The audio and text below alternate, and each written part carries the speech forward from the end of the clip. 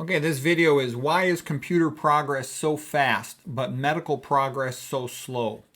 And the reason is in computers, if a program works better, people like it. Faster, more efficient, that's good. In computers, if you can sell a program for less, people like it. People like free YouTube channels, free websites. In computers, if you can do things in a new way, in a better way, people like it. There's no dogmatic church where everybody must do things a certain way. In medicine, it's different. In medicine, if you cure a patient from chronic disease, you lose a customer. So that's a big deal. Also, if you treat a patient, with nutrition, diet, lifestyle, and psychology, just verbal advice, you get almost no money for that. Prescribing the vegan diet for coronary artery disease, hypertension, obesity, you'll get probably less than $1,000, if anything. You can't even bill it through routine channels typically. Versus if you put coronary artery stents in for coronary artery disease, some ballpark $20,000 or more dollars. Coronary artery bypass graft, $100,000 or more dollars.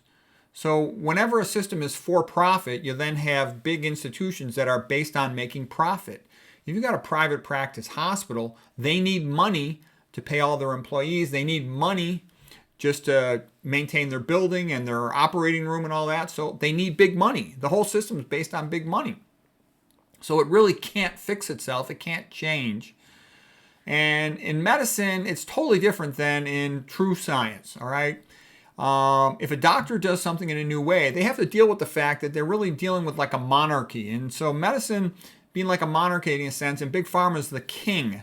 And it kind of reminds me, saying that medicine should be based on drugs reminds me of Henry VIII deciding he wanted to be in charge of his church, making it the Protestant, taking all the land from the Catholics in England of that time. And basically the king wants the doctors to be dealers, not healers. There is no money in healing chronic disease with diet and lifestyle and related things and avoiding toxins. And there probably will never be any significant money in that.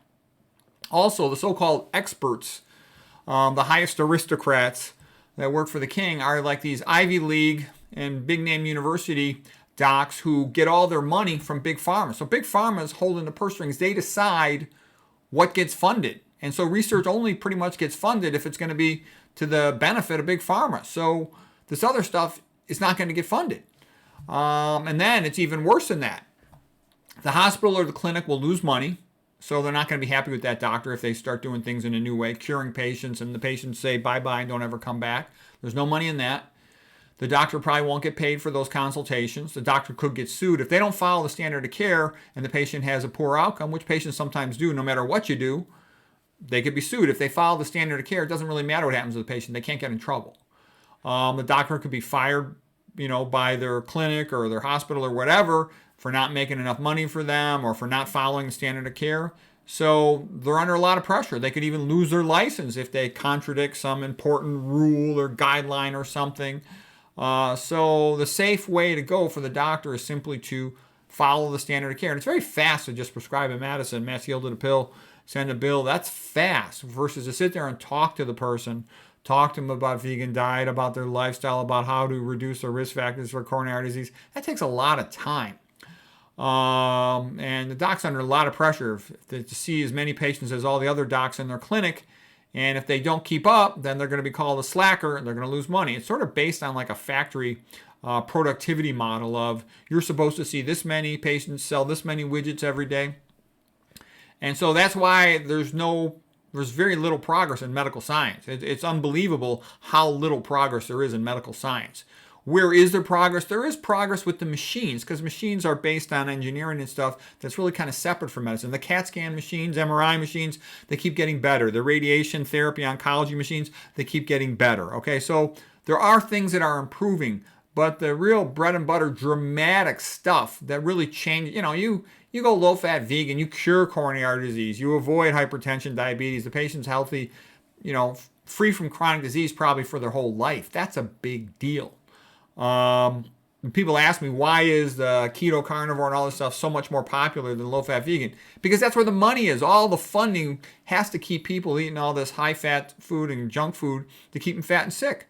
And so what I'm saying is there's been a little bit of improvement in some things, improving the hepatitis C treatment so less patients get liver cancer in that sense. And there's other things like that. But those are relatively minor in the big picture compared to all the ongoing worsening obesity, coronary artery disease, diabetes, and progressively higher rates of dementia, attention deficit, psychiatric disease, etc.